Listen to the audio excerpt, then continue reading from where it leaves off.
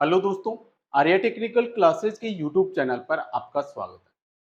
दोस्तों, लास्ट का हमारा टॉपिक था ट्रांजिस्टर। और दोस्तों, लास्ट के वीडियो में हमने ट्रांजिस्टर के कुछ बेसिक्स इंफॉर्मेशन के बारे में डिस्कस किया, जो हमारी एग्जाम की दृष्टि से बहुत ही महत्वपूर्ण थी।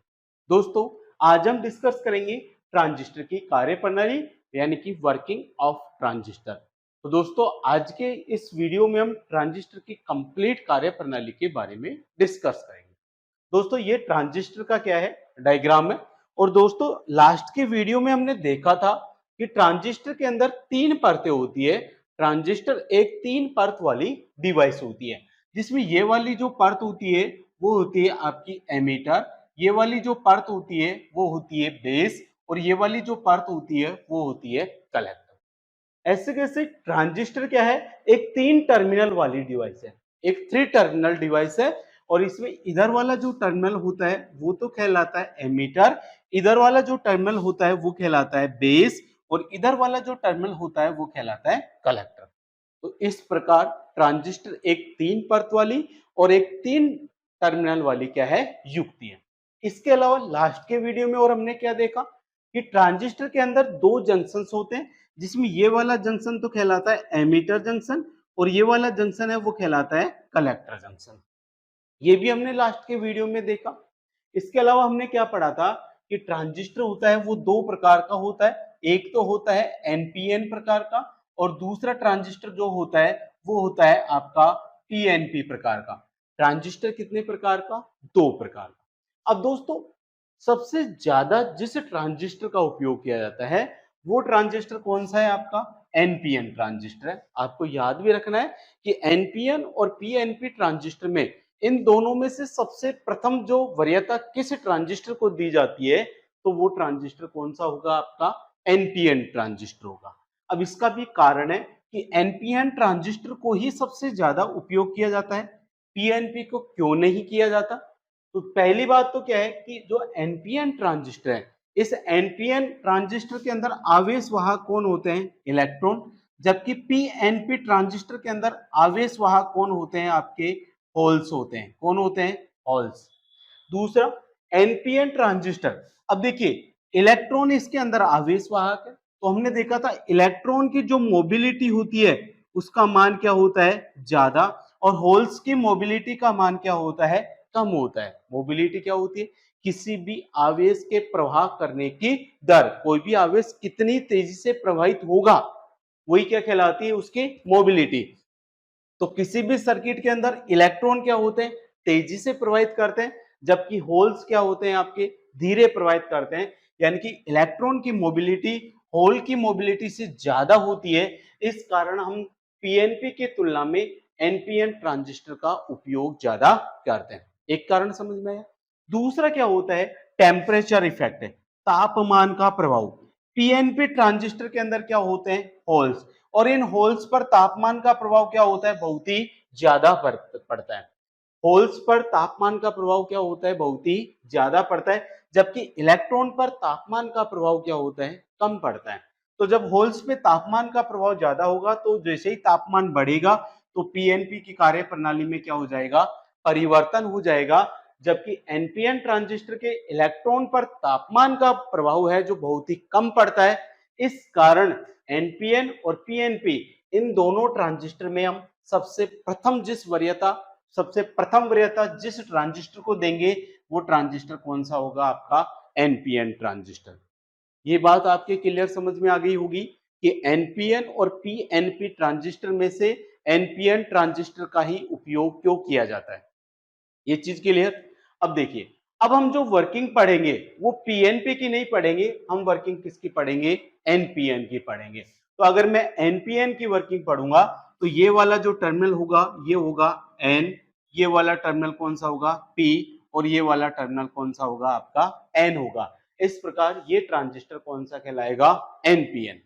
अब इस ट्रांजिस्टर के अंदर ये वाला टर्मिनल क्या है, एन है। तो इसके अंदर जो आवेश वाहक होंगे, हमने डायोड के अंदर पढ़े थे, पी वाले जो परत होती है, पी वाली परत के अंदर जो बहुसंख्यक आवेश वाहक कौन होते हैं, होल, और एन वाली परत के अंदर बहुसंख्यक आवेश वाहक कौन होते हैं, इलेक्ट्रॉन।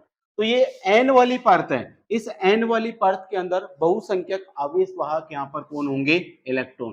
तो मैं यहाँ पर बहुसंख्यक आवेश वाहक किसको बना देता हूँ? इलेक्ट्रॉन को बना देता हूँ। अब बहुसंख्यक आवेश वाहक तो इलेक्ट्रॉन्स होंगे, लेकिन अल्पसंख्यक आवेश वाहक कौन होंगे? यहाँ पर होल्स होंगे। कौन होंगे? होल्स। तो ये तो होगी कौन सी आपकी एन वाली परत। ऐसे कैसे, ये कौन सी परत है? पी वाली परत है। और पी वाली परत के अंदर बहुसंख्यक आवेश वाहक कौन होते हैं? आपके होल्स होते हैं। कौन होते हैं? होल। और अल्पसंख्यक आवेश वाहक कौन होते हैं? यहाँ पर इलेक्ट्रॉन्स होते हैं। तो मैं यहाँ पर बहुसंख्यक आवेश वाहक बना देता हूँ, क्या बना देता हूं? यहाँ पर होल्स बना देता हूं। तो ये वाली कौन सी परत हो गई आपकी? पी वाली परत। ऐसे कैसे, इसके अंदर कुछ अल्पसंख्यक आवेश भी आएंगे और अल्पसंख्यक आवेश कौन होंगे? यहाँ पर इलेक्ट्रॉन्स होंगे। फिर ये वाली परत वापस कौन सी है आपकी? एन वाली परत है। तो एन वाली परत के अंदर तो जो बहुसंख्यक आवेश वाहक होंगे वो कौन होंगे? इलेक्ट्रॉन। और जो अल्पसंख्यक आवेश वाहक होंगे वो कौन होंगे? आपके होल्स होंगे। तो ये चीज आपके समझ में आ गई होगी। ये हमने डायोड के अंदर पढ़ा था कि एन वाली परत का यदि हमको निर्माण करना है तो हम जो शुद्ध अर्धचालक पदार्थ है उसमें पांचवें वर्ग की क्या मिलाते हैं? अशुद्धि मिलाते हैं। और यदि हमें पी प्रकार की परत का निर्माण करना है तो शुद्ध अर्धचालक पदार्थ में हम क्या करते हैं? तीसरे वर्ग की क्या मिलाते हैं? अशुद्धि। तो इस प्रकार हमने ये एन पी एन क्या हो गया आपका? ट्रांजिस्टर। अब क्या होगा? जैसे ये एन वाली परत है, ये पी वाली परत है, तो एक तरह से ये क्या बन गया? डायोड बन गया। डायोड बन गया तो यहां पर क्या बनेगी? आपकी अवक्षय परत बनेगी। क्या बनेगी? अवक्षय परत। जहां पर भी संगम बिंदु होता है, जहां पर भी पी वाली और एन वाली परत एक दूसरे को स्पर्श करती है, तो वहां पर क्या होता है? एक अवक्षय परत का क्या होता है? निर्माण होता है। डिफ्लेक्शन लेयर क्या हो जाती है? वहां पर क्रिएट हो जाती है। तो यहां पर मैं एक क्या बना देता हूं? अवक्षय परत बना देता हूं।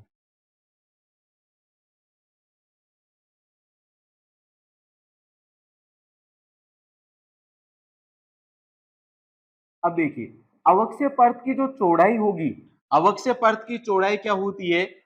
डोपिंग के क्या होती है? व्युत्क्रमानुपाती होती है। ये मैंने आपको डायोड के अंदर पढ़ाया था कि अवक्षय परत की जो चौड़ाई होती है वो डोपिंग के क्या होती है? व्युत्क्रमानुपाती। यानी कि डब्ल्यू एक्स इनवर्सली प्रोपोर्शनल होता है 1/अंडर रूट में क्या होता है? डोपिंग। ये वाला फॉर्मूला मैंने आपको डायोड जब पढ़ाया था तब पढ़ाया था। अर्थात हम बोल सकते हैं जिधर डोपिंग ज्यादा होगी, जिधर डोपिंग क्या होगी? ज्यादा, उधर अवक्षय परत की चौड़ाई क्या होगी? कम होगी। क्योंकि अवक्षय परत की जो चौड़ाई है वो डोपिंग के क्या है? व्युत्क्रमानुपाती है। अब देखिए, इधर डोपिंग क्या है? ज्यादा है। देखा था हमने, एमीटर के अंदर हम डोपिंग क्या रखते हैं? सबसे ज्यादा। फिर उससे कम किसके अंदर रखते हैं? कलेक्टर के अंदर। और सबसे कम डोपिंग किसके अंदर रखी जाती है? बेस के अंदर। ये मैंने आपको लास्ट के वीडियो में पढ़ाया। अब इधर डोपिंग ज्यादा है तो इधर अवक्षय परत की चौड़ाई क्या होगी? कम होगी। इधर डोपिंग कम है तो इधर अवक्षय परत की चौड़ाई क्या होगी? ज्यादा। तो जो बेस रीजन है उस बेस रीजन में अवक्षय परत की चौड़ाई ज्यादा होगी, जबकि एमीटर रीजन के अंदर अवक्षय परत की चौड़ाई क्या होगी? आपकी कम होगी। ऐसे कैसे यहां पर भी क्या होगा? एक अवक्षय परत का क्या हो जाएगा? आपका निर्माण हो जाएगा। मैं यहां पर बना देता हूं। तो इधर भी अवक्षय परत बन गई और इधर भी क्या बन गई? अवक्षय परत। ये आपका बेस रहेगा, इसके अंदर पॉजिटिव चार्ज रहेंगे आपके, ये पॉजिटिव चार्ज।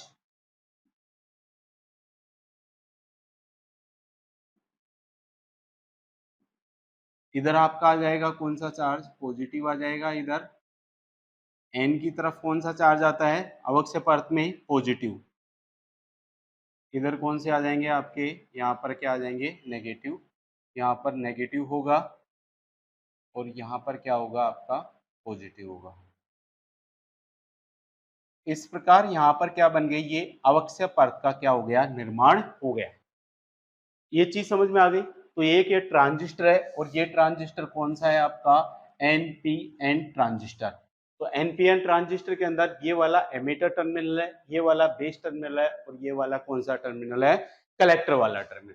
अब इसके अंदर देखिए, आप यहीं से आपसे क्वेश्चंस पूछे जाते हैं, कुछ छोटे छोटे क्वेश्चंस बनते हैं यहाँ पर।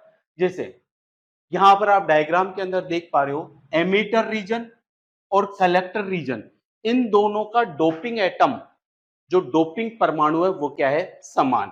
क्योंकि यहां पर भी पांचवें वर्ग की अशुद्धि मिला रहे हैं और यहां पर भी क्या मिला रहे हैं अपन, पांचवें वर्ग की क्या मिला रहे हैं, अशुद्धि। तो जो एमीटर और जो कलेक्टर होता है उसका जो डोपिंग एटम होता है, डोपिंग एटम यानी कि डोपिंग परमाणु, डोपिंग परमाणु क्या होता है आपका, समान होता है। डोपिंग परमाणु क्या होता है, समान। किस किस का, एमीटर और कलेक्टर का डोपिंग परमाणु क्या होता है, समान। लेकिन जो बेस होता है, बेस, बेस कौन सा आपका, ये वाला, इसका डोपिंग परमाणु देखिए, एमीटर और कलेक्टर इन दोनों के क्या है, अपोजिट है, विपरीत है। अगर यहां पर ये दोनों नेगेटिव है तो ये कौन सा होगा, पॉजिटिव। अगर ये दोनों पॉजिटिव होंगे तो ये कौन सा होगा, नेगेटिव। लेकिन बेस का जो डोपिंग एटम होता है, बेस का जो डोपिंग एटम होता है, वो डोपिंग एटम क्या होता है आपका, विपरीत वाला होता है। क्या होता है, विपरीत। किसके विपरीत होता है, एमीटर और कलेक्टर के क्या होता है, विपरीत होता है। ये चीज समझ में आ गई पहले। दूसरी क्या होता है, ये जो देखिए, ये बेस वाला रीजन है, ये एमिटर वाला रीजन है, ये क्या है, कलेक्टर वाला रीजन है। अब हमने देखा था लास्ट की वीडियो में, एमीटर को, ये सॉरी ट्रांजिस्टर को, ट्रांजिस्टर को हम किसके रूप में काम में लेते हैं, तो ट्रांजिस्टर का उपयोग हम करते हैं एम्पलीफायर के रूप में, एज ए एम्पलीफायर, एम्पलीफायर। और ट्रांजिस्टर एम्पलीफायर की बातें कब काम करेगा, जब ट्रांजिस्टर को हम कौन से रीजन में रखेंगे, जब ट्रांजिस्टर कौन से रीजन में होगा, एक्टिव रीजन में होगा। कौन से रीजन में होगा, एक्टिव रीजन में होगा। तब ट्रांजिस्टर किसकी तरह काम करेगा, एम्पलीफायर की तरह काम करेगा। जब ट्रांजिस्टर सैचुरेशन रीजन में होगा तो ट्रांजिस्टर कौन से स्विच की तरह काम करता है, ऑन स्विच की बात है।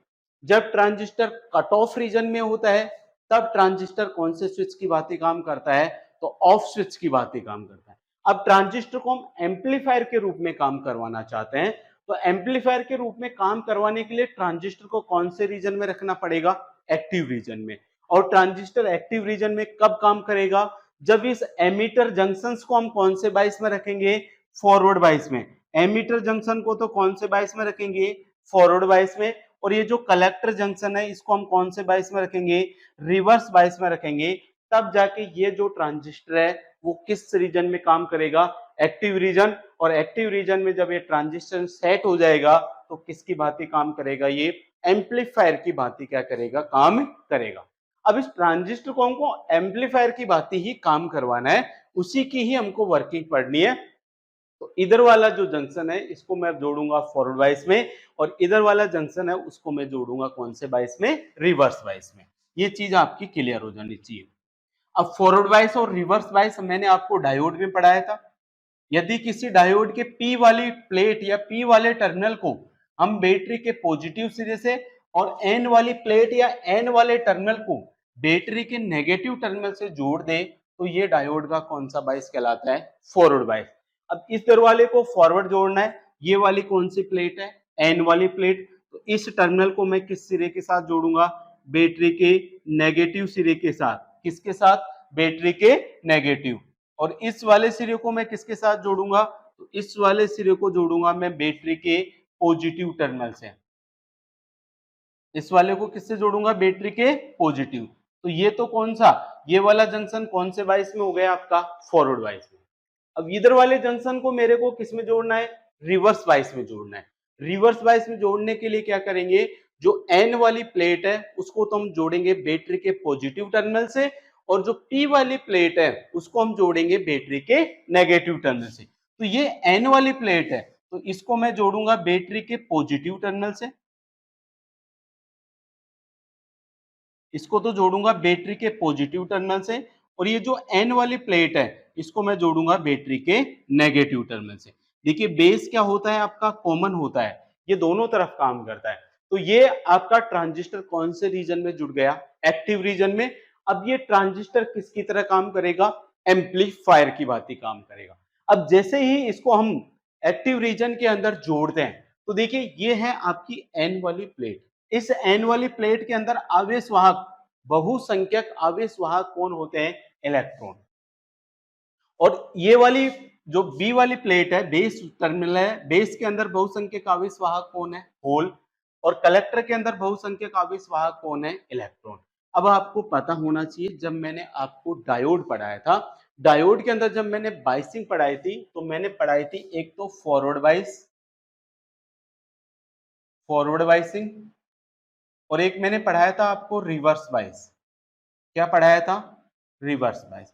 जब कोई भी डायोड फॉरवर्ड बाइस के अंदर जुड़ा होता है तो जो विद्युत धारा प्रवाहित होती है वो विद्युत धारा किसके कारण प्रवाहित होती है? तो विद्युत धारा प्रवाहित होती है बहुसंख्यक आवेश वाहकों के कारण, बहुसंख्यक आवेश वाहकों के कारण।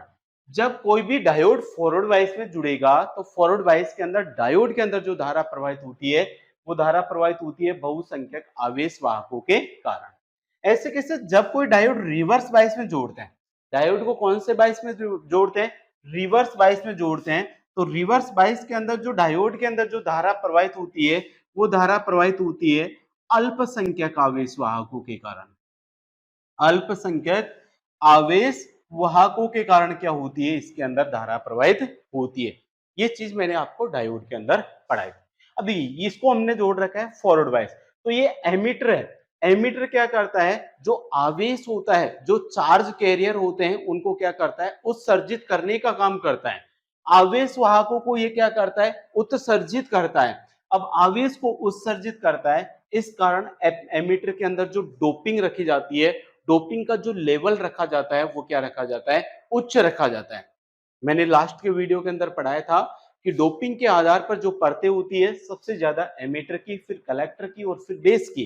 तो एमीटर की ही डोपिंग सबसे ज्यादा क्यों रखी जाती है? तो उसका अब आंसर आपको यहां पर मिलेगा कि जो एमीटर वाली प्लेट होती है वो आवेश वाहकों को क्या करती है? उत्सर्जित करती है। अब आवेश वाहकों को उत्सर्जित करती है, इस कारण इस प्लेट के अंदर डोपिंग स्तर को क्या रखा जाता है? उच्च रखा जाता है। ये चीज क्लियर? अब यहां से देखिए, यहां पर ये क्या है? इलेक्ट्रॉन। अब ये इलेक्ट्रॉन क्या होंगे? एमीटर से किसकी तरफ जाएंगे? बेस की तरफ जाएंगे। ये क्या है आपका? बेस। ये क्या है आपका? एमीटर। तो इलेक्ट्रॉन क्या होंगे आपके? एमीटर से बेस की तरफ क्या होंगे आपके? डिफ्यूज हो जाएंगे। क्या हो जाएंगे? डिफ्यूज। एमीटर से किस तरफ डिफ्यूज होंगे? ये बेस की तरफ। अब डिफ्यूजन क्या होता है? डिफ्यूजन भी मैंने आपको डायोड के अंदर पढ़ाया था। किसी भी आवेश वाहकों का अधिक सांद्रता से कम सांद्रता की तरफ गति करना ही क्या कहलाता है? डिफ्यूजन या विसरण कहलाता है। तो अधिक सांद्रता से कम सांद्रता की तरफ, देखिए यहां पर इलेक्ट्रॉन की सांद्रता क्या है? ज्यादा है। यहां पर इलेक्ट्रॉन क्या है आपके? अल्पसंख्यक है, क्योंकि यहां पर तो बहुसंख्यक कौन है? होल। और इलेक्ट्रॉन क्या है? अल्पसंख्यक। तो यहां पर इलेक्ट्रॉन की संख्या कम है, यहां पर इलेक्ट्रॉन की संख्या ज्यादा है। तो ये इलेक्ट्रॉन क्या करेगा? अधिक सांद्रता से कम सांद्रता की तरफ क्या करेगा? आपका गति करेगा, डिफ्यूज होगा। तो ये क्वेश्चन यहां पर पूछा जाता है कि ट्रांजिस्टर के अंदर एमीटर से कलेक्टर की तरफ आवेश वाहकों का जो स्थानांतरण होता है वो किस प्रक्रिया के अंतर्गत होता है? तो एमीटर से कलेक्टर तक आवेश वाहकों का जो स्थानांतरण होता है वो प्रक्रिया कहलाती है डिफ्यूजन प्रक्रिया। क्या कहलाती है? डिफ्यूजन, या हिंदी में इसको बोलेंगे अपन क्या? विसरण। तो आवेश वाहकों का अधिक सांद्रता से कम सांद्रता की तरफ गति करना ही क्या कहलाता है? डिफ्यूजन। तो यहां पर क्या होंगे? एमीटर के अंदर क्या है? इलेक्ट्रॉन की सांद्रता ज्यादा है, जबकि बेस के अंदर इलेक्ट्रॉन की सांद्रता कम है। इस कारण इलेक्ट्रॉन क्या करेंगे? इस एमीटर जंक्शंस को पार करके और कौन से रीजन में आ जाएंगे? बेस रीजन में। ये चीज समझ में आ गई? अब जब इलेक्ट्रॉन यहां पर आएगा तो देखिए इलेक्ट्रॉन का चार्ज कौन सा? नेगेटिव। यहां पर कौन से चार्ज भी उपस्थित है? पॉजिटिव। तो ये नेगेटिव और ये पॉजिटिव, ये नेगेटिव और ये पॉजिटिव, ये दोनों चार्ज आपस में मिलकर क्या हो जाएंगे? उदासीन हो जाएंगे। क्या हो जाएंगे? उदासीन, रिकॉम्बिनेशन हो जाएंगे, एक दूसरे के साथ क्या हो जाएंगे? मिल जाएंगे। तो एमीटर यहां से जो ये इलेक्ट्रॉन्स है, जब इलेक्ट्रॉन इस एमिटर जंक्शंस को पार करके जैसे ही बेस रीजन के अंदर आएगा तो ये धनावेश के साथ मिलकर क्या हो जाएगा? उदासीन हो जाएगा। अब यहां से इलेक्ट्रॉन जा रहे हैं, इलेक्ट्रॉन जा रहे हैं। अब ये इलेक्ट्रॉन इन होल्स के साथ मिलकर क्या हो रहे हैं? रिकॉम्बिनेशन कर रहे हैं, उदासीन कर रहे हैं। जैसे यहां से मान लो कितने इलेक्ट्रॉन जाना स्टार्ट किया? 100। अब 100 में से क्या होगा? 3 या 4 इलेक्ट्रॉन तो इस बेस रीजन के अंदर क्या हो जाएंगे, आपके रिकम्बाइंड कर जाएंगे, होल्स के साथ आपस में क्या हो जाएंगे, मिल जाएंगे और मिलकर क्या हो जाएंगे, उदासीन हो जाएंगे। तो देखिए इस एमीटर के अंदर, एमीटर रीजन के अंदर जो धारा प्रवाहित हो रही है, वो एमीटर रीजन के अंदर जो धारा प्रवाहित हो रही है वो किसके कारण प्रवाहित हो रही है, बेस रीजन के अंदर धारा प्रवाहित हो रही है वो किसके कारण प्रवाहित हो रही है, और कलेक्टर रीजन के अंदर जो धारा प्रवाहित होगी वो किसके कारण प्रवाहित होगी, वो चीज भी आपकी यहाँ पर क्लियर होगी। मैंने लास्ट के अंदर आपको पढ़ाया था कि ट्रांजिस्टर के अंदर 3 करंट कंपोनेंट होते हैं। एक होता है बहुसंख्यक आवेश वाहकों के कारण प्रवाहित धारा, दूसरी होती है अल्पसंख्यक आवेश वाहकों के कारण प्रवाहित धारा, और तीसरी होती है रिकॉम्बिनेशन धारा। ये तीनों का कंसेप्ट अब आपका यहाँ पर क्लियर होने वाला है। ये चीज समझ में आ गई। तो यहां से एमीटर से जो इलेक्ट्रॉन है वो डिफ्यूजन प्रक्रिया के कारण कहां पर पहुंच गए, बेस में। एमीटर से कहां गए, आपके बेस में। अब बेस में क्या हुआ, कुछ इलेक्ट्रॉन तो इन होल के साथ मिलकर रिकम्बाइंड हो गए। अब बचे हुए इलेक्ट्रॉन, अब देखिए यहां पर इलेक्ट्रॉन है और यहां से इलेक्ट्रॉन यहां पर आ रहे हैं, तो इस वाले रीजन के अंदर इलेक्ट्रॉन की सांद्रता क्या हो जाएगी, बढ़ जाएगी। अब जब इलेक्ट्रॉन की सांद्रता यहां पर ज्यादा हो जाएगी और इधर इलेक्ट्रॉन की सांद्रता क्या रहेगी, कम, तो अब ये इलेक्ट्रॉन वापिस बेस रीजन से कलेक्टर रीजन के अंदर क्या हो जाएंगे, डिफ्यूज हो जाएंगे। बेस रीजन से कलेक्टर रीजन की तरफ क्या हो जाएंगे, डिफ्यूज। तो इस प्रकार पहले एमीटर जाता है कौन से रीजन के अंदर, बेस रीजन के अंदर, बेस रीजन से वो किसके अंदर चल जाता है, कलेक्टर रीजन। लेकिन इस मार्ग के अंदर कुछ इलेक्ट्रॉन इस बेस के जो अंदर जो होल्स है उन होल के साथ मिलकर रिकम्बाइंड हो जाते हैं, इनसे क्या हो जाते हैं, आपके रिकम्बाइंड होकर क्या हो जाते हैं, उदासीन हो जाते हैं। अब देखिए जब यहां से ये इलेक्ट्रॉन, इस इलेक्ट्रॉन ने इस होल के साथ रिकम्बाइंड किया, तो ये होल्स की भी तो संख्या यहाँ पर क्या हो गई, कम हो गई। ऐसे कैसे, जैसे जैसे इलेक्ट्रॉन होल्स के साथ रिकम्बाइंड होंगे तो बेस रीजन के अंदर जो धनावेश या होल्स है, इस होल्स की संख्या में क्या आएगी, कमी आएगी। क्या आएगी, कमी। अब ये बेस क्या करेगा, इस होल्स की संख्या में जो कमी हो रही है उस कमी की पूर्ति करने के लिए इस बैटरी से क्या करेगा, एक्स्ट्रा करंट लेगा। इस बैटरी से क्या होगा, एक्स्ट्रा करंट लेगा, और इसके कारण इस बेस वाले टर्मिनल के अंदर जो धारा प्रवाहित होगी वो कहलाती है आपकी रिकॉम्बिनेशन करंट। कौन सी कहलाती है, रिकॉम्बिनेशन करंट। रिकॉम्बिनेशन करंट क्यों प्रवाहित हुई, क्योंकि यहां से इलेक्ट्रॉन आए, इन इलेक्ट्रॉन के अंदर बेस के अंदर जो होल्स थे उन होल्स के साथ रिकम्बाइंड हुए, जिससे बेस रीजन के अंदर धनावेश में क्या हुई, कमी हुई। उस धनावेश में जो कमी हुई है उसकी पूर्ति करने के लिए ये जो बेस है इस बैटरी से कुछ एक्स्ट्रा करंट क्या करता है, कुछ एक्स्ट्रा करंट ग्रहण करता है। अब जो एक्स्ट्रा करंट इसके अंदर प्रवाहित हो रही है वो धारा कहलाती है रिकॉम्बिनेशन धारा। और जैसे एमीटर से कलेक्टर की तरफ आवेश क्या हो जाएंगे, इसके अंदर प्रवाहित होने लग जाएंगे, तो ट्रांजिस्टर के अंदर क्या होने लग जाएगी, धारा प्रवाहित होने लग जाएगी। अब ट्रांजिस्टर के अंदर धारा प्रवाहित हो रही है, उसको नियंत्रित करने का काम कौन करता है, आपका बेस करता है। कौन करता है, बेस। क्योंकि एमीटर से कलेक्टर की तरफ कितने आवेश जाएंगे उसका निर्धारण करने का काम कौन करेगा, बेस। क्योंकि अगर मैं बेस के एरिया को बड़ा कर दूं, बेस का क्षेत्रफल मैं क्या कर दूं, ज्यादा, तो बेस का क्षेत्रफल ज्यादा कर दूंगा तो इस एमीटर से जो आवेश आएंगे उसको यहां से इस क्षेत्र को पार करने में समय ज्यादा लगेगा, जिससे यहां पर इलेक्ट्रॉन है वो होल्स के साथ रिकम्बाइंड करने की दर क्या हो जाएगी, बढ़ जाएगी। और जैसे रिकम्बाइंड करने की दर बढ़ेगी तो एमीटर से कलेक्टर की तरफ प्रवाहित होने वाले इलेक्ट्रॉन की संख्या में क्या हो जाएगी, कमी हो जाएगी। और यदि एमीटर से कलेक्टर की तरफ इलेक्ट्रॉन कम प्रवाहित होंगे तो इस ट्रांजिस्टर के अंदर प्रवाहित होने वाली धारा का मान भी क्या हो जाएगा, कम हो जाएगा। इस कारण हम जो बेस वाला रीजन होता है, इस बेस वाले रीजन के क्षेत्रफल को क्या रखा जाता है, कम रखा जाता है। क्या रखा जाता है, कम। ये चीज क्लियर हो गई होगी कि बेस के क्षेत्रफल को सबसे कम क्यों रखा जाता है। हमने देखा था बेस का क्षेत्रफल कितना होता है, 5%। एमीटर का कितना होता है, 25%। कलेक्टर का कितना होता है, 70%। देखा था, नहीं देखा था लास्ट के वीडियो। तो इसको 5% ही क्यों रखा जाता है, वो चीज अब आपके यहाँ पर क्लियर होगी। क्योंकि इसको मैंने अगर इसके क्षेत्रफल को बढ़ा कर दिया तो ये जो यहां से इलेक्ट्रॉन हो जाएंगे, इलेक्ट्रॉन जाएंगे वो सारे के सारे बेस के अंदर ही क्या हो जाएंगे, रुक जाएंगे। अब ये इलेक्ट्रॉन एमीटर से कलेक्टर की तरफ जा ही नहीं पाएंगे, और जब इलेक्ट्रॉन का स्थानांतरण नहीं होगा तो इस ट्रांजिस्टर के अंदर धारा भी प्रवाहित नहीं होगी। इस कारण इस बेस रीजन के क्षेत्रफल को क्या रखा जाता है, कम रखा जाता है। एक चीज और क्लियर होगी आपकी, यहां पर हमने देखा था डोपिंग, इसकी डोपिंग सबसे क्या रखी जाती है, उच्च, और इसकी डोपिंग सबसे क्या रखी जाती है, निम्न। बेस वाले भाग के अंदर, बेस वाले टर्मिनल की डोपिंग सबसे कम क्यों रखी जाती है, उसका भी कारण देखिए।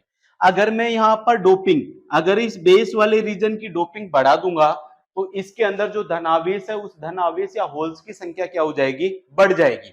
अगर मैं बेस की डोपिंग बढ़ाऊंगा तो होल की संख्या यहां पर क्या होगी, ज्यादा। और जब यहां पर होल ज्यादा होंगे तो यहां से जो इलेक्ट्रॉन होंगे, इलेक्ट्रॉन यहां से बेस में जाएंगे, वो इन होल्स के साथ क्या हो जाएंगे, पुनर्मिलन की क्रिया कर लेंगे, रिकम्बाइंड हो जाएंगे। इस कारण एमीटर से कलेक्टर की तरफ प्रवाहित होने वाले इलेक्ट्रॉन की संख्या में क्या हो जाएगी, कमी हो जाएगी। तो इस कमी के कारण प्रवाहित धारा का मान भी कम हो जाएगा। तो यहां पर रिकॉम्बिनेशन की दर, पुनर्मिलन की जो प्रक्रिया है वो कम से कम हो, इस कारण बेस रीजन की हम डोपिंग है वो क्या रखते हैं, कम रखते हैं। तो यहां से आपकी दो चीजें क्लियर हो जानी चाहिए, एक तो बेस के एरिया को कम क्यों रखा जाता है और बेस की डोपिंग कम क्यों रखी जाती है। तो रिकॉम्बिनेशन की दर को कम रखने के लिए, रिकॉम्बिनेशन की दर को कम रखने के लिए बेस रीजन का एरिया, क्षेत्रफल और डोपिंग का जो स्तर है वो क्या रखा जाता है, कम रखा जाता है। ये चीज क्लियर हो गई। तो इसके अंदर आपको जो इंपॉर्टेंट बातें, तीन चार बातें याद रखनी है। पहली बात तो ये याद रखनी है कि एमिटर से कलेक्टर की तरफ जो आवेश वाहकों का स्थानांतरण होता है वो कौन सी प्रक्रिया के कारण होता है, डिफ्यूजन प्रक्रिया के कारण होता है। दूसरा कि यहाँ पर बेस का आपका क्षेत्रफल और बेस की डोपिंग कम क्यों रखी जाती है, तो वो चीज आपके यहाँ पर क्लियर हो रही होगी, क्योंकि यहाँ से जब इलेक्ट्रॉन बेस रीजन के अंदर जाते हैं तो ये इलेक्ट्रॉन इन होल के साथ क्या हो जाते हैं, मिल जाते हैं, और मिलकर क्या हो जाते हैं, उदासीन हो जाते हैं। इस प्रकार कलेक्टर की तरफ कोई इलेक्ट्रॉन पहुंच ही नहीं पाते हैं, और जब तक कलेक्टर की तरफ इलेक्ट्रॉन नहीं जाएंगे तो इस ट्रांजिस्टर के अंदर धारा प्रवाहित नहीं होगी। तो इस पुनर्मिलन की प्रक्रिया को कम रखने के लिए हम बेस के क्षेत्रफल और डोपिंग के लेवल को क्या रखते हैं, अपन कम रखते हैं। कितने परसेंट रिकॉम्बिनेशन होते हैं, तो 3 से 4% जो आवेश वाहक होते हैं वो बेस रीजन के अंदर क्या हो जाते हैं, आपके रिकम्बाइंड हो जाते हैं। ये चीज क्लियर। अब मैं आपको समझाना चाहता हूं कि एमीटर के अंदर जो धारा प्रवाहित हो रही है वो किसके कारण प्रवाहित होती है, बेस के अंदर जो धारा प्रवाहित हो रही है वो कौन कौन सी है, और कलेक्टर के अंदर जो धारा प्रवाहित हो रही है वो कौन कौन सी। तो देखिए सबसे पहले देखते हैं एमीटर के अंदर जो धारा प्रवाहित होती है वो किन किन कारण से प्रवाहित हो रही है। तो देखिए एमीटर से, देखिए एमीटर के अंदर इलेक्ट्रॉन की सांद्रता ज्यादा है और इन होल की सांद्रता क्या है, कम है। तो इलेक्ट्रॉन से क्या हो रहा है, जो बहुसंख्यक आवेश वाहक है, देखिए एमीटर है ना, किसकी बात कर रहा हूं मैं, सबसे पहले एमीटर की। सबसे पहले अपन किसकी बात कर रहे हैं, एमीटर की। देखिए एमीटर के अंदर क्या है, एमीटर ये वाली प्लेट है, इस प्लेट के अंदर क्या है, बहुसंख्यक आवेश वाहक। कौन, बहुसंख्यक, बहुसंख्यक आवेश कौन है आपके यहाँ पर, इलेक्ट्रॉन। और अल्पसंख्यक कौन है, अल्पसंख्यक कौन है यहाँ पर, होल्स है। कौन है, होल्स। लेकिन देखिए ये जो एमीटर जंक्शन है, वो एमीटर जंक्शन को हमने कौन से बाइस में जोड़ रखा है, फॉरवर्ड बाइस में। कौन से बाइस में जोड़ रखा है, फॉरवर्ड बाइस में। और फॉरवर्ड बाइस में कौन से आवेश वाहकों के कारण धारा प्रवाहित होती है, तो मैंने थोड़ी देर पहले आपको बताया था कि फॉरवर्ड बाइस के अंदर जो धारा प्रवाहित होती है वो किसके कारण बहती है, बहुसंख्यक आवेश वाहकों के कारण प्रवाहित होती है। अल्पसंख्यक आवेश वाहकों के कारण यहां पर धारा प्रवाहित नहीं होती है। तो एमीटर के अंदर जो धारा प्रवाहित होती है, यानी कि जो एमीटर धारा आई है वो किनके कारण प्रवाहित होती है, तो एमीटर धारा है आई, वो केवल एक करंट कंपोनेंट होता है, और वो करंट कंपोनेंट होता है बहुसंख्यक आवेश वाहकों के कारण प्रवाहित धारा। अब ये बहुसंख्यक आवेश वाहक कौन सी प्रक्रिया के कारण डिफ्यूज हो रहे हैं, तो ये डिफ्यूजन प्रक्रिया के कारण बह रही है इसके अंदर धारा। जब डिफ्यूजन, या फिर कौन सी धारा बोल सकते हैं इसको, विसरण धारा भी बोला जाता है। डिफ्यूजन या विसरण धारा भी इसको क्या किया जाता है, बोला जाता है। ये मैंने लास्ट की वीडियो में आपको बताया था कि एमीटर के अंदर सिर्फ एक ही करंट कंपोनेंट होता है, और वो होती है बहुसंख्यक आवेश वाहकों के कारण प्रवाहित होने वाली धारा। तो देखिए ये एमीटर है, यहां से इलेक्ट्रॉन बेस रीजन के अंदर क्या हो रहे हैं, डिफ्यूज हो रहे हैं, और यहां पर इलेक्ट्रॉन की सांद्रता ज्यादा है, होल की सांद्रता क्या हो रही है, कम है। इस कारण एमिटर रीजन के अंदर जो धारा प्रवाहित होती है वो किसके कारण बहती है, बहुसंख्यक आवेश वाहक के कारण। दूसरा कौन सा आता है आपका, दूसरा आता है आपका बेस। देखिए दूसरा क्या हो गया आपका, बेस। बेस के अंदर दो करंट कंपोनेंट है, बेस के अंदर कितने करंट कंपोनेंट है, दो। तो ये वाला रहा बेस। सबसे पहला देखते हैं, देखिए बेस के अंदर बहुसंख्यक आवेश वाहक कौन है, होल। बेस के अंदर बहुसंख्यक आवेश वाहक कौन है, तो बहुसंख्यक आवेश वाहक कौन है, यहाँ पर होल्स है। लेकिन अल्पसंख्यक आवेश वाहक कौन है बेस के अंदर, तो अल्पसंख्यक आवेश वाहक कौन है, यहाँ पर इलेक्ट्रॉन है। किसके अंदर, बेस के अंदर। देखिए ये वाला जंक्शन भी वही एमीटर जंक्शन है। एमीटर जंक्शन अभी कौन से बायस में जुड़ रहा है, फॉरवर्ड बायस में। तो इस एमीटर जंक्शन को कौन से आवेश वाहक पार करेंगे, तो एमीटर जंक्शन जब फॉरवर्ड बायस में होता है, जब कोई भी जंक्शन फॉरवर्ड बायस में होता है तो उस जंक्शन को केवल बहुसंख्यक आवेश वाहक ही पार कर पाते हैं, अल्पसंख्यक आवेश वाहक उस जंक्शन को पार नहीं कर पाते। तो ये जो बेस रीजन है, इस बेस रीजन के अंदर ये जो होल्स है ये भी तो इस जंक्शन को पार करके इधर आएंगे, क्योंकि यहां पर एमीटर के अंदर होल्स की संख्या क्या है, कम, बेस के अंदर होल की संख्या क्या है, ज्यादा। तो आवेश ज्यादा से कम की तरफ क्या होता है, डिफ्यूज।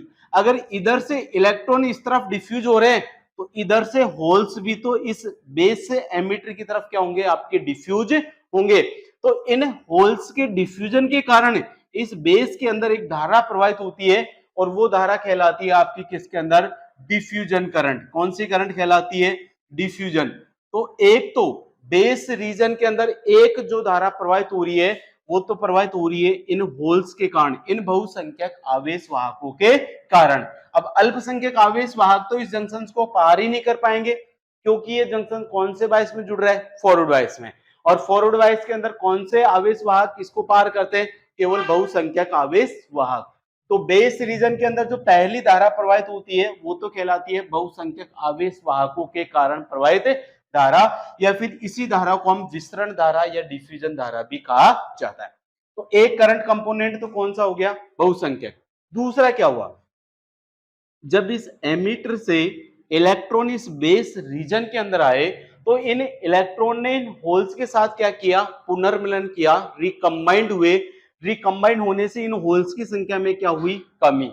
अब जब बेस रीजन के अंदर होल्स की संख्या क्या होगी, कम हो गई, तो बेस अपने इन होल्स को मेंटेन करने के लिए, धन आवेश को बनाए रखने के लिए क्या करेगा, ये जो बैटरी है इस बैटरी से अतिरिक्त करंट क्या करेगा, ग्रहण करेगा, और वो जो अतिरिक्त करंट होगी वो कहलाएगी आपकी कौन सी, रिकॉम्बिनेशन करंट।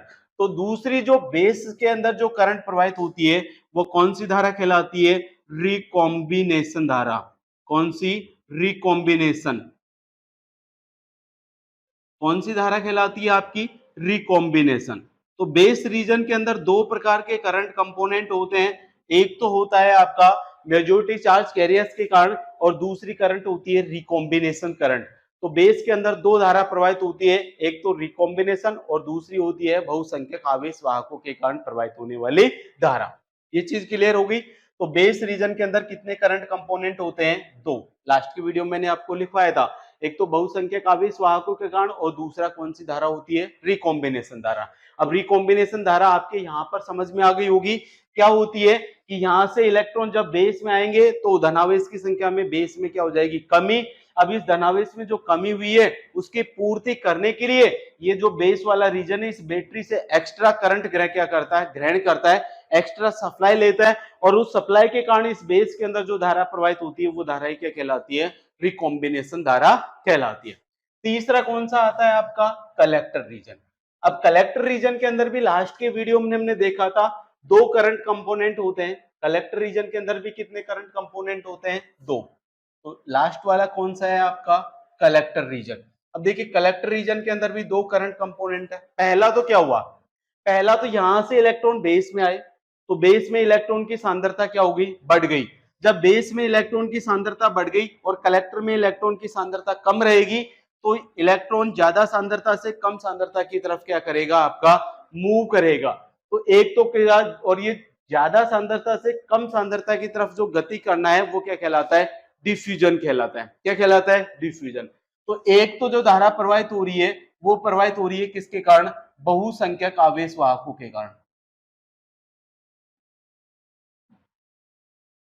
कलेक्टर के अंदर एक धारा तो किसके कारण बह रही है, बहुसंख्यक आवेश वाहक, क्योंकि यहाँ पर इलेक्ट्रॉन की संख्या ज्यादा है और इलेक्ट्रॉन इस यहाँ से डिफ्यूज होकर किधर की तरफ जा रहे हैं, कलेक्टर की तरफ। तो इस बहुसंख्यक आवेश वाहकों के कारण जो धारा प्रवाहित होती है उसको हम विसरण धारा के नाम से भी जानते हैं, उसको हम विसरण धारा के नाम से भी जानते हैं। तो एक करंट कंपोनेंट तो ये हो गया। दूसरा करंट कंपोनेंट क्या है, देखिए ये जंक्शन कौन सा है आपका, कलेक्टर जंक्शन है।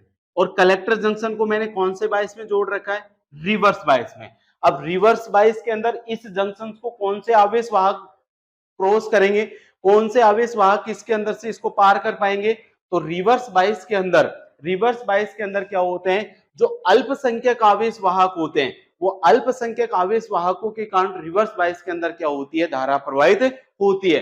अर्थात रिवर्स बायस के अंदर ये जो अल्पसंख्यक आवेश वाहक है वो इस जंक्शन को क्या कर जाते हैं, पार कर जाते हैं। तो यहां पर देखिए अल्पसंख्यक कौन है, होल, बहुसंख्यक कौन है, इलेक्ट्रॉन। तो ये होल क्या करेंगे, ये रिवर्स बायस में जुड़ा हुआ है, इस कारण ये होल इस जंक्शन को पार करके कहां जाएंगे, आपके बेस में आ जाएंगे। इस कलेक्टर से होल इस जंक्शन को पार करके कहां जाएंगे, बेस में आ जाएंगे। तो ये है अल्पसंख्यक आवेश वाहकों के कारण प्रवाहित धारा। अल्पसंख्यक आवेश वाहकों के कारण, तो दूसरी धारा किसके कारण बहती है, अल्पसंख्यक आवेश वाहकों के कारण। और ये जो अल्पसंख्यक आवेश वाहकों के कारण जो करंट बहती है उसको बोला जाता है ड्रिफ्ट करंट। क्या बोलते हैं इसको, ड्रिफ्ट करंट। ड्रिफ्ट करंट के नाम से भी क्या किया जाता है, इसको जाना जाता है, ड्रिफ्ट करंट। ठीक है। तो कलेक्टर रीजन के अंदर भी दो धारा प्रवाहित होती है, दो करंट कंपोनेंट होते हैं। एक तो होता है बहुसंख्यक आवेश वाहकों के कारण, जो इलेक्ट्रॉन इधर से उधर जा रहे हैं उसके कारण कलेक्टर के अंदर धारा प्रवाहित होगी। और ये जो होल अल्पसंख्यक है वो कलेक्टर से किसकी तरफ आ रहे हैं, बेस की तरफ आ रहे हैं, तो इसके कारण भी यहाँ पर धारा प्रवाहित होगी। वो कहलाती है कौन सी, आपकी ड्रिफ्ट करंट। तो ये आपके ट्रांजिस्टर की जो कार्य प्रणाली है वो यहाँ पर क्या हो जाती है, आपकी कंप्लीट हो जाती है। तो आपको ये चीज यहां पर क्लियर समझ में आ गई होगी कि ट्रांजिस्टर के अंदर एमीटर से जो कलेक्टर की तरफ जो धारा प्रवाहित हो रही है उसको कंट्रोल करने का काम कौन कर रहा है, आपका बेस। कौन कर रहा है, बेस। बेस क्या करता है, इस एमीटर से कलेक्टर की तरफ जो आवेश का स्थानांतरण हो रहा है उसको बेस की सहायता से अपन कम भी कर सकते हैं और ज्यादा भी कर सकते हैं। और यदि आवेश कम या ज्यादा हो गया तो प्रवाहित होने वाली धारा के मान को भी अपन क्या कर सकते हैं, कम या ज्यादा कर सकते हैं। इस कारण इस ट्रांजिस्टर को हम क्या करते हैं, क्या बोलते हैं इसको, करंट कंट्रोल डिवाइस बोला जाता है। क्या बोला जाता है, करंट कंट्रोल डिवाइस, क्योंकि ये करंट के मान को क्या करता है, कंट्रोल करता है, नियंत्रित करता है। करंट के मान को कम भी कर सकते हैं और ज्यादा भी कर सकते हैं। इस कारण ट्रांजिस्टर क्या है, एक धारा नियंत्रक युक्ति है। क्या है, धारा नियंत्रक युक्ति। ये चीज आपकी क्लियर हो जानी चाहिए कि ट्रांजिस्टर धारा नियंत्रक युक्ति क्यों होती है, क्योंकि ट्रांजिस्टर के अंदर अपन एमीटर से कलेक्टर की तरफ जो आवेश का स्थानांतरण हो रहा है उस स्थानांतरण को हम इस बेस की सहायता से आसानी से कम या ज्यादा कर सकते हैं। और जब आवेश का स्थानांतरण कम या ज्यादा हो गया तो धारा भी कम या ज्यादा हो जाएगी। इस कारण ट्रांजिस्टर को हम करंट कंट्रोल डिवाइस कहते हैं। तो यहाँ पर ये वर्किंग आपकी कंप्लीट हो जाती है। अब जो एग्जाम की दृष्टि से कुछ इंपॉर्टेंट लाइंस है वो मैं आपको यहाँ पर नोट करा देता हूँ। सबसे पहली जो लाइन लिखनी है आपको,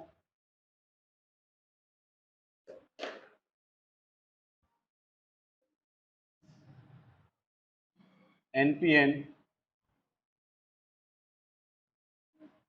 ट्रांजिस्टर का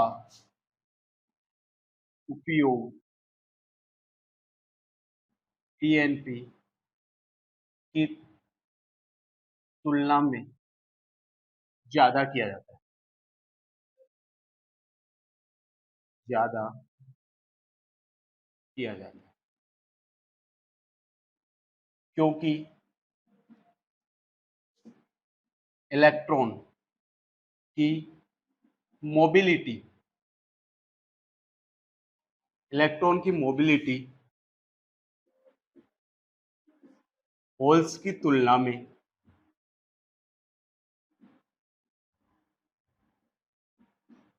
ज्यादा होती है, इलेक्ट्रॉन की मोबिलिटी होल्स की तुलना में ज्यादा होती है। दूसरा याद रखना है, एमीटर व कलेक्टर का डोपिंग परमाणु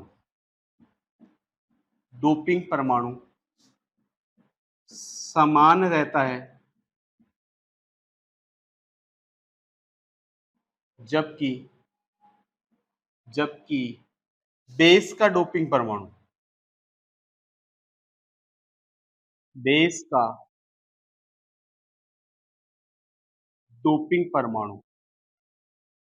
इनके विपरीत होता है, इनके विपरीत होता है। ये चीज समझ में आ गया। तीसरा लिखना है, एमीटर से बेस की तरफ आवेश वाहकों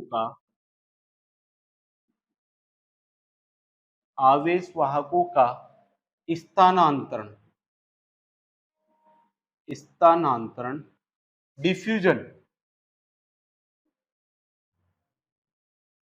डिफ्यूजन यानी कि विसरण प्रक्रिया के कारण होता है। एमीटर से बेस की तरफ आवेश वाहकों का स्थानांतरण डिफ्यूजन प्रक्रिया के क्या होता है, कारण। फिर क्या होता है, बेस रीजन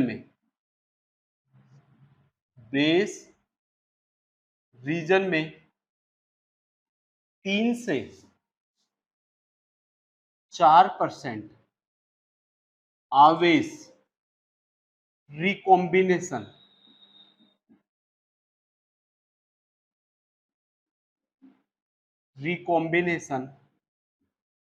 करने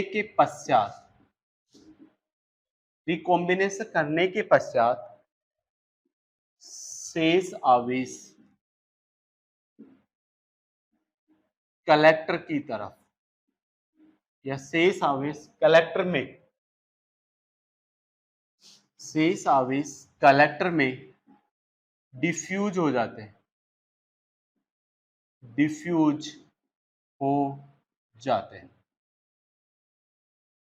ये चीज समझ में आ गई। तीसरा याद रखना है, रिकॉम्बिनेशन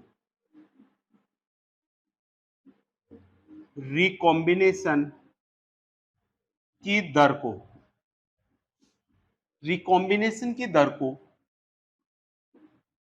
कम रखने के लिए बेस रीजन का क्षेत्रफल व डोपिंग कम रखी जाती है। ये चीज समझ में आ गई। एक लाइन और नोट कर लेना,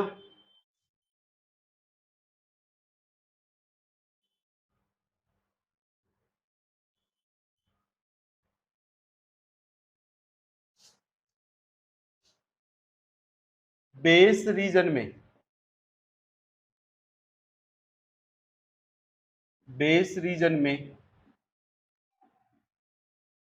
रिकॉम्बिनेशन के कारण धनावेश में होने वाली कमी की पूर्ति के लिए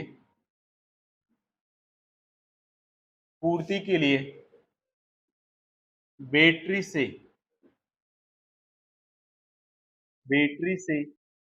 अतिरिक्त धारा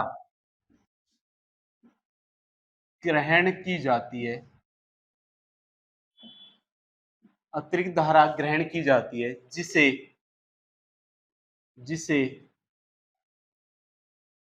जिसे रिकॉम्बिनेशन धारा कहते हैं। ये आपके ट्रांजिस्टर की कार्यप्रणाली यहां पर क्या हो जाती है, कंप्लीट हो जाती है। अब हम पढ़ेंगे ट्रांजिस्टर के कॉन्फ़िगरेशंस के बारे में, ट्रांजिस्टर के अभिविन्यास के बारे में। वो हम पढ़ेंगे नेक्स्ट वीडियो में।